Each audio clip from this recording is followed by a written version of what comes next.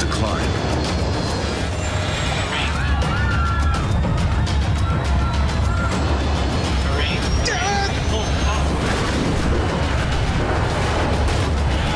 Captain Kevin Stables is preparing to pilot Emery Worldwide Flight 17.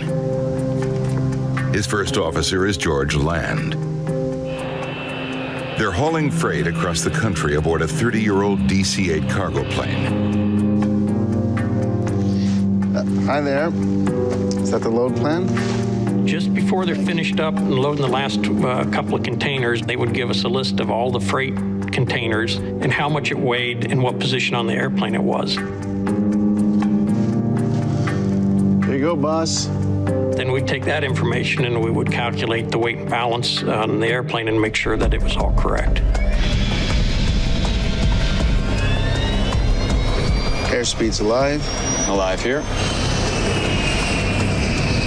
80 knots. 80 knots. Elevator checks. Just another routine takeoff. V1.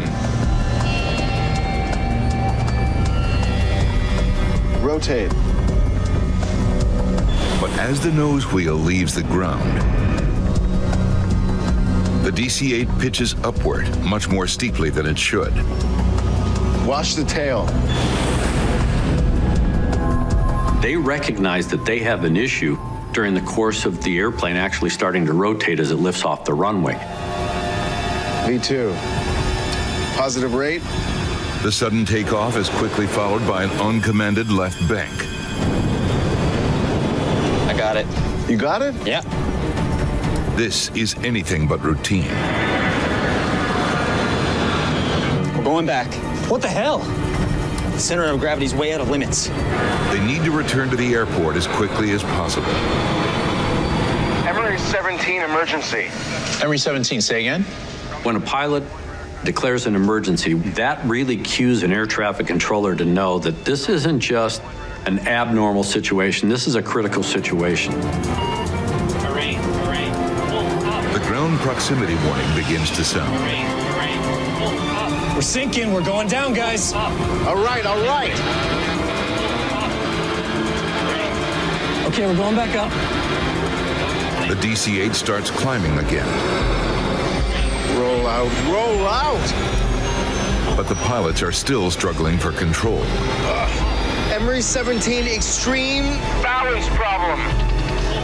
Emery 17, roger. The airplane started to go into these big perturbations, dive and then climb, dive and then climb.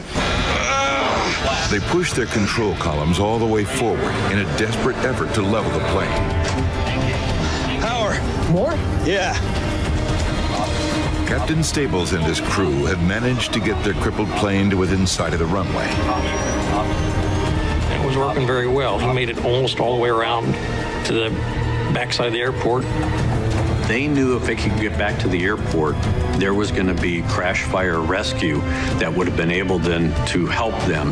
They've now got less than a mile to go. They're still trying to look ahead to figure out what needs to be done next. But they know that sooner or later, they got to get on the ground.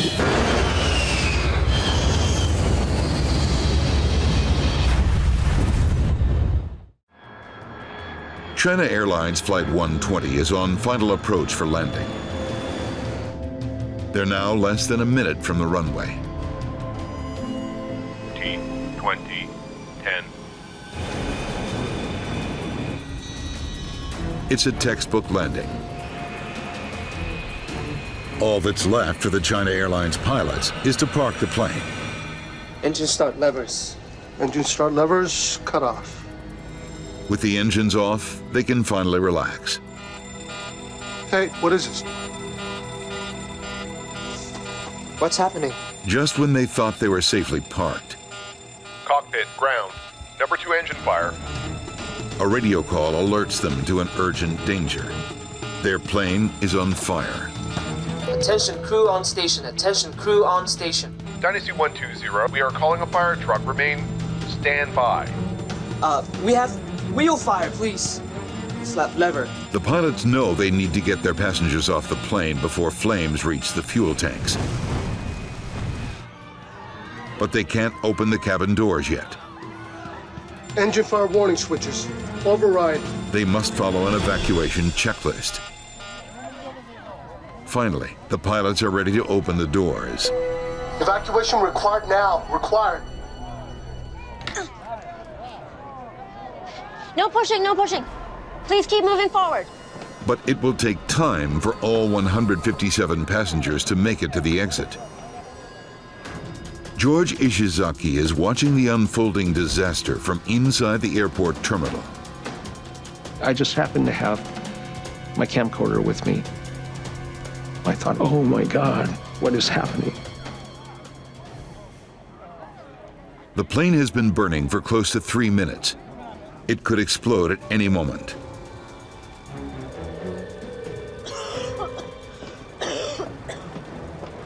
Captain, all passengers are evacuated. You're the last one. Typically, the captain will stay until everybody's off, and he will verify that the airplane is empty. The pilots have put their passengers' safety first. But now, it may be too late for them. You're gonna have to climb up through the window. You first. Sir. All 737 cockpits are equipped with an emergency escape rope. It's designed to help pilots exit through the side window. But it's no easy maneuver.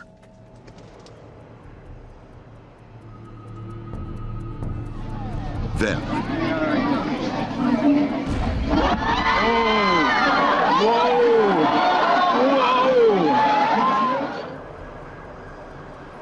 fire on an airplane can quickly become lethal. Incredibly, on Flight 120, all 165 people on board have escaped unharmed. I've never heard of any evacuation where somebody wasn't hurt. To get this many people off in such a dire circumstance in a very short period of time with no injuries is miraculous.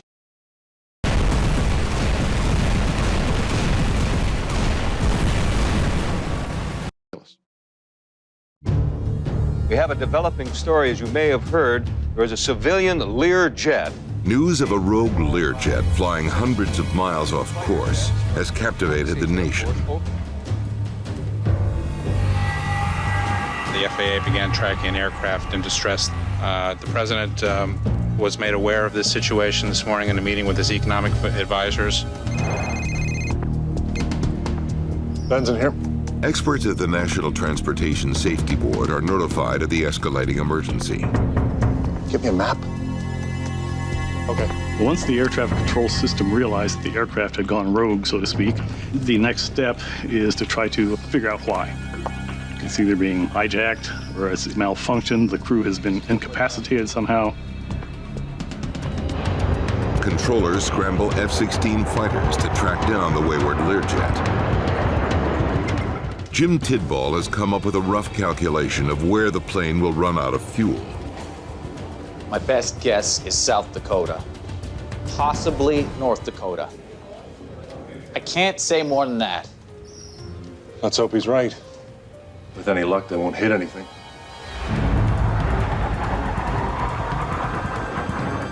In the air, the F-16 pilots have caught up with the rogue plane. The windows of the aircraft provide an ominous clue. No movement and the window's covered in frost. The Learjet is now a ghost plane. Can we narrow down the crash site anymore? With no hope for the passengers and crew, the only focus now is on where the plane will come down. According to calculations, the jet is almost out of fuel. At 10 minutes past 12, it happens.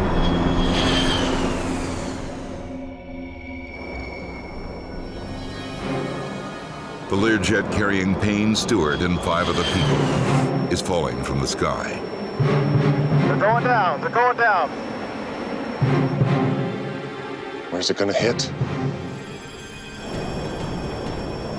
The F-16 attempts to follow, but the plane disappears into the clouds.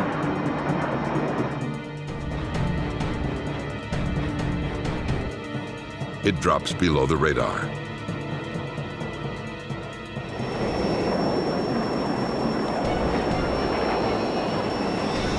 Center, I've got a crash site.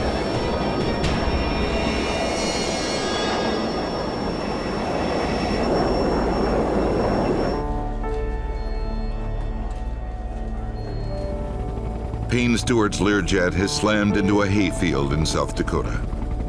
There are no survivors.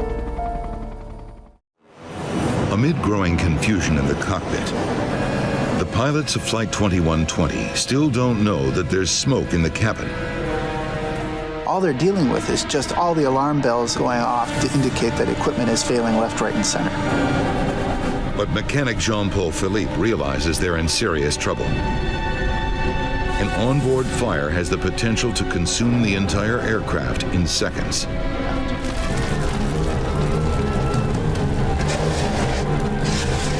So things are rapidly spinning out of control. Okay, let's get squared away and see what we've got here, please. In the cabin, it's becoming almost impossible to breathe. And Jeddah is still 11 miles away. You've lost all hydraulics. The odds on making it back to the airport are getting slimmer. Damn it! I've got no ailerons! Davidge can't steer the plane with no hydraulics. Okay, hang on, I've got it. Captain Allen struggles with his control car, but it too could fail at any moment. Let's get lined up before things get any worse. Okay, so we're at 2,000 feet now, declaring an emergency. We are having flight control problems. Roger, I thought you were Southeast 738. Only now does the controller realize that the troubled aircraft is the Nation Air flight.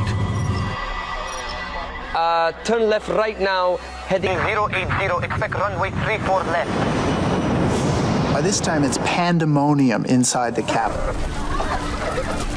Passengers are being engulfed by flames, and bodies are starting to fall from the aircraft fuselage. The plane is right over Jeddah, a city of 2 million people. Bodies were falling out of the aircraft 11 miles from the airport. Okay, sir, we're having trouble turning. We are having flight control problems. We will try to turn left. We are having flight control problems. In the situation, it would have made certainly controlling the aircraft for an approach and landing very, very difficult. How much further? 10 miles. 1,700 feet. Choking for air, some passengers try to open the doors. At this speed, it's impossible. Jeddah 2120, clear to land runway 34 left. Okay, we're coming straight in. We'll land on the left. Require emergency vehicles immediately. We have a fire. We will be ground evacuating. Jeddah 2120, clear to land any runway, clear to land. There it is, it's 2 miles out. All right, let's get on the ground. I've lost elevators. Christ, I have no control. Landing gear down.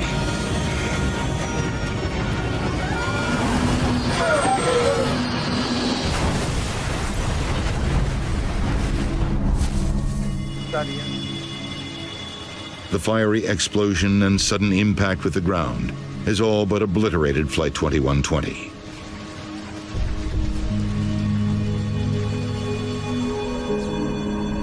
"247 passengers and 14 crew members are dead. This is the worst accident ever for a Canadian airline, and the deadliest crash of a DC-8 in history.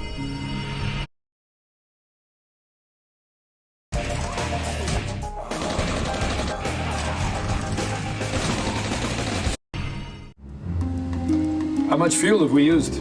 Flight engineer Gilles Jardinot keeps a vigilant eye on fuel consumption. We've got 800 kilos. Concorde burns through it at an astonishing rate. In the short taxi to the runway, the plane's 4 engines have already used as much fuel as the average car uses in 6 months. Booking a seat on the famed jet requires deep pockets. The return fare to New York costs more than $9,000. It was not something unaffordable for those people we had on board. Some of them, I tell you, they didn't even know how much they were paying. Air France 4590, runway 26 right, clear for takeoff. 4590, cleared for takeoff. 26 right. The tower controller today is Gilles Longelin. I was stationed in the southern control tower, which has a very good view over the two runways that we use. This day was the same as usual. I gave him the takeoff clearance.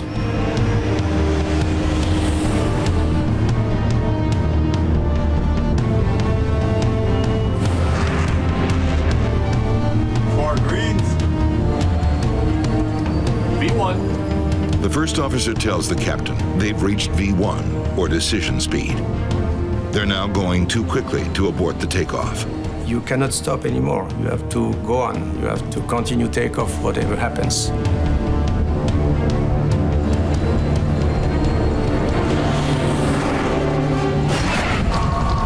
Watch out! Suddenly, the plane begins veering left. The flight engineer urges the captain to abort the takeoff, but it's too late to stop. Captain Marty lifts the supersonic jet into the air. Gilles Longelin realizes he's now watching a disaster. It was a very unexpected situation to see flames on an aircraft that is departing on the runway. You don't have time to lose, so immediately I've pushed the red button, which is a button for alert. 4590, you have flames behind you. Roger! The plane is engulfed in flames. Failure! Engine 2! Engine fire procedure! Captain Marty struggles for control as the engineer shuts down the burning engine and activates a fire extinguisher. What's the airspeed? The plane's airspeed is now dangerously low. The airspeed! Something is happening. Some things that is not covered by training. Something that in pilot career you don't want to face. First Officer Marceau wants to head for a nearby airport. Le Bourget! But the crew can't outfly the fire that is rapidly consuming their plane. The supersonic marvel of modern aviation. No! Slams into an airport hotel. Oh mon Dieu. I could see kind of big, like a big mushroom of smoke. I think until the very last moments where I was thinking that something will save the situation. August 7th, 1997. Fine Air Cargo Flight 101 prepares to take off from Miami to the Dominican Republic.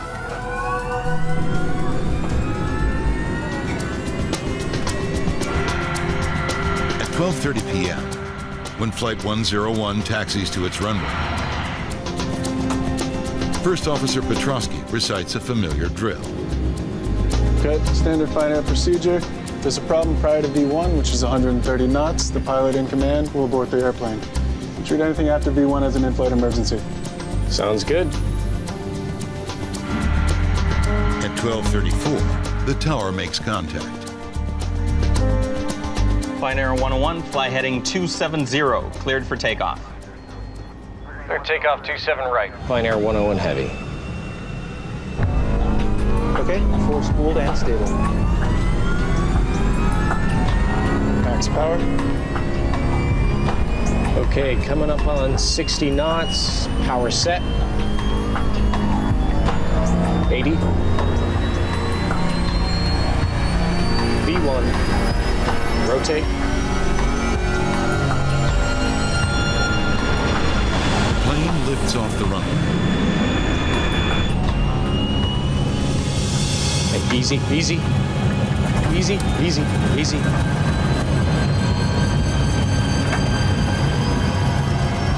You're up.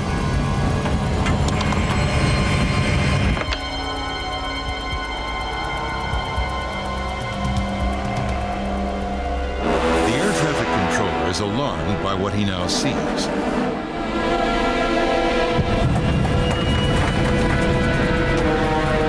What's going on? Whoa!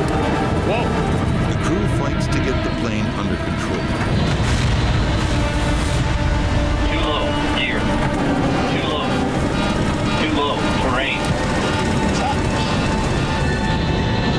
Too low. Terrain. Pull up. No!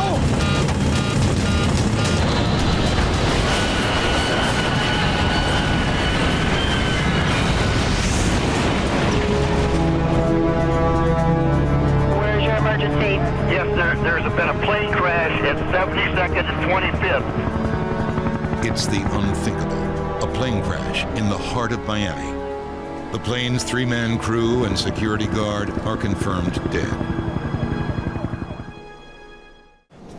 Seatbelt, please. Thank you.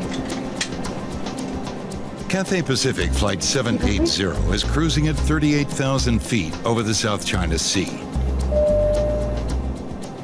Captain Malcolm Waters and his crew are nearing the end of a 4.5-hour flight from Indonesia to Hong Kong. 165 miles from Hong Kong Airport, the Airbus leaves cruising altitude and begins its descent. And then something goes wrong. The flight computer is alerting the pilots to a problem. Okay, let's see what we got.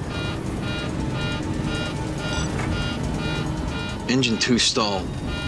The plane's monitoring system indicates there's an issue with the right engine, engine number 2.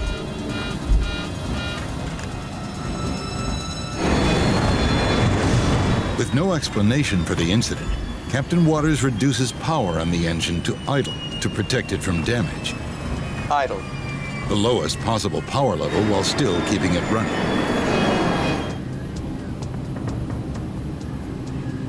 The pilots prepare to land the Airbus with only one engine. Everything is set for an emergency landing. But then, another alert and more vibrations. Engine 1 stalled. Engine 1 stall confirmed. Things have gone from bad to worse.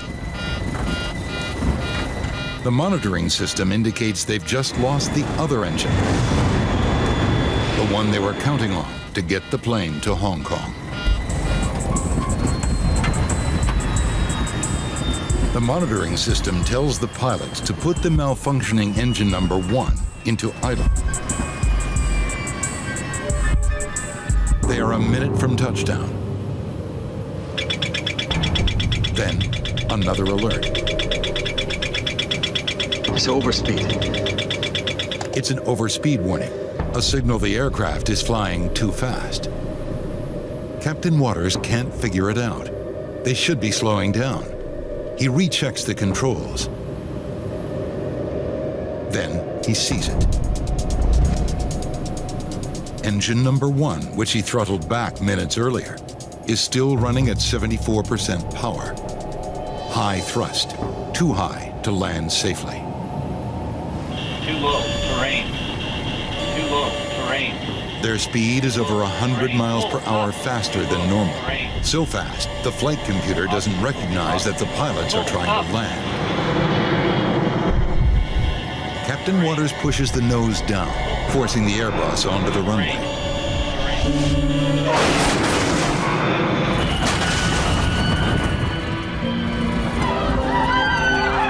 The Airbus is getting close to the end of the runway.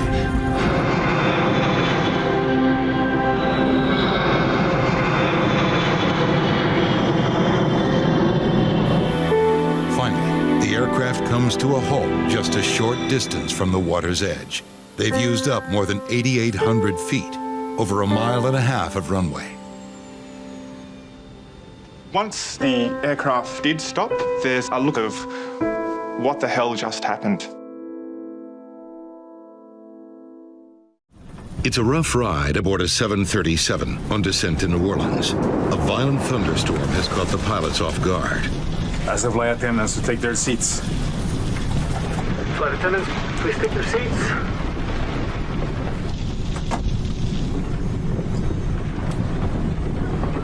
Suddenly, less than 17,000 feet from the ground, the flight becomes all the more terrifying.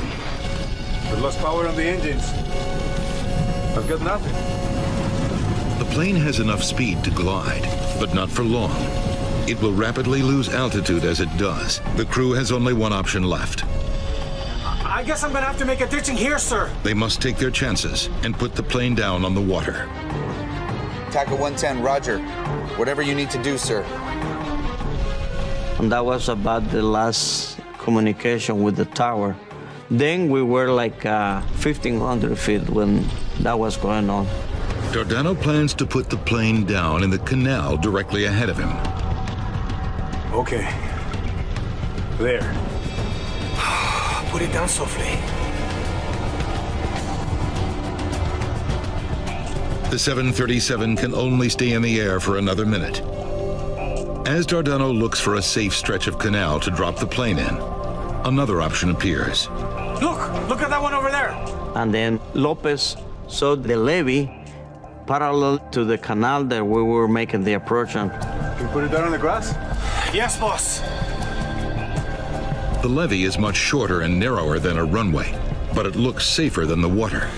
That's where we're going to go in? You got it, my friend. Okay, put the gear down. All right. But Captain Dardano is still flying towards the water. To have any hope of landing on the levee, he needs to make a sudden and dramatic course correction. That requires a risky maneuver known as a side slip. So we just had to do a little bit side slip to get into position to make a perfect landing. It's a move meant for small planes and gliders, not a 47-ton Boeing 737. But it's a risk he has to take. Agarrate, papá. Only 700 feet separate the plane from the ground. Without engines, the pilots have no thrust reversers to slow the plane when it touches down. Dardano has an additional challenge.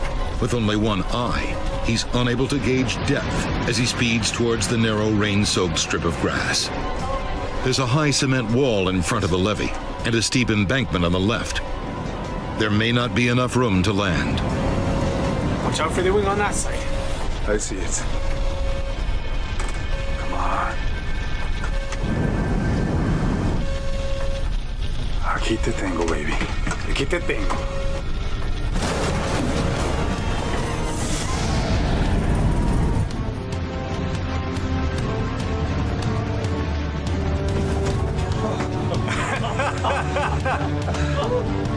Very good. Very good. Very good, Charlie. El aterrizaje fue espectacular. El avión The landing was aterrizó spectacular. The plane landed so smoothly. There wasn't even a bit of turbulence. No hubo ninguna ni media turbulencia. A perfect Un aterrizaje landing. perfecto. January 2009, U.S. Airways Flight 1549 departs New York's LaGuardia Airport. There are 150 passengers on board, bound for Charlotte, North Carolina. The aircraft took off uneventfully, and very shortly after takeoff, they lost all engines as a result of birds. I caught something out of the corner of my eye, and slightly to our right, but still ahead of us, was a line of birds. And they were very, very close, too close for us to maneuver around. Whoa! After quickly assessing the situation, Captain Sully Sullenberger and First Officer Jeffrey Skiles realized that without engine power, they're not going to make it to any nearby airport. We're going to be in the Hudson.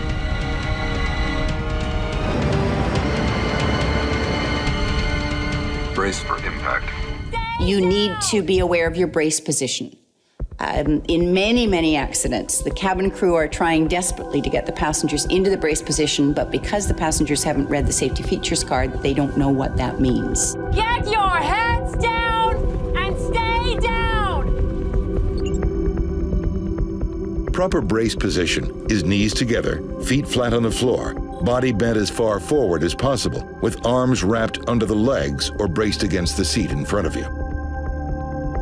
your body's going to be thrown forward. So if you can get yourself into that position beforehand, the amount of movement back and forth is going to be reduced and the level of injury will be less.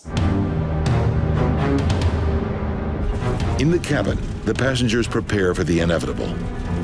All the passengers really started kind of pulling together, and somebody yelled out as we were going down.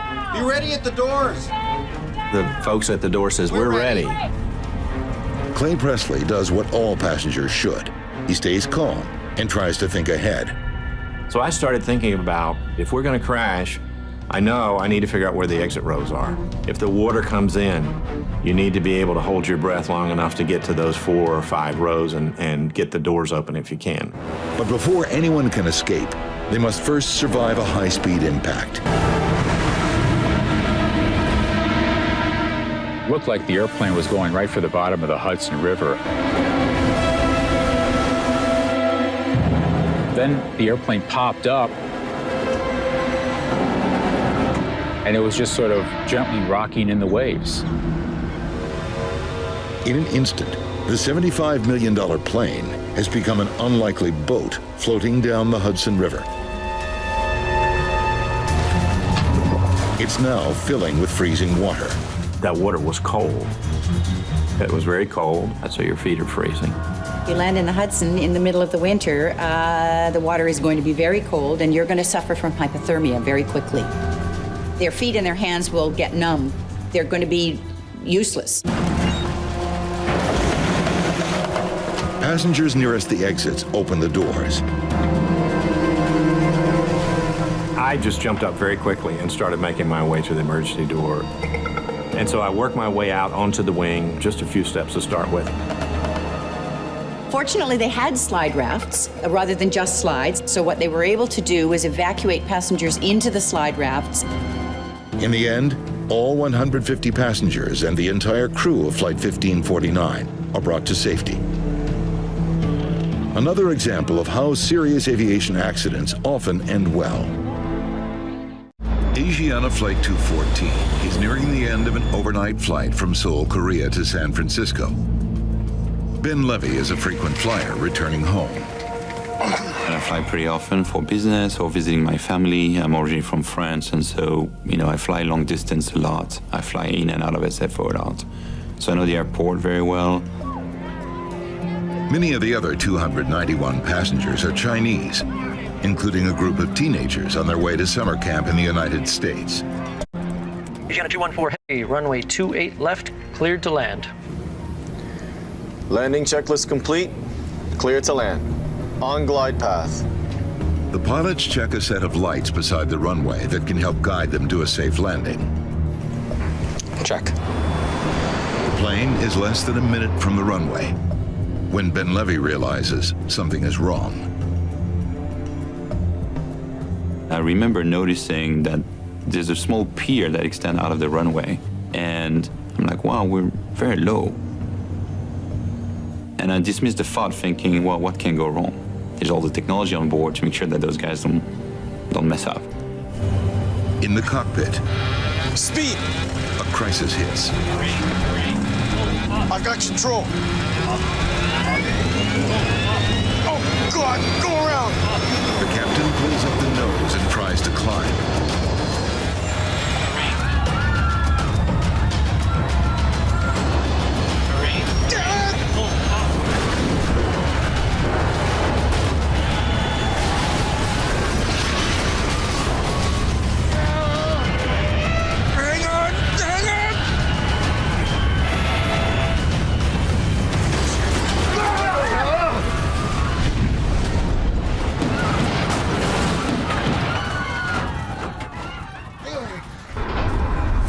Impact has torn the tail off the body of the plane. An engine is burning. If fire spreads to the fuel tanks, the plane could explode. Let's see if we can open this door.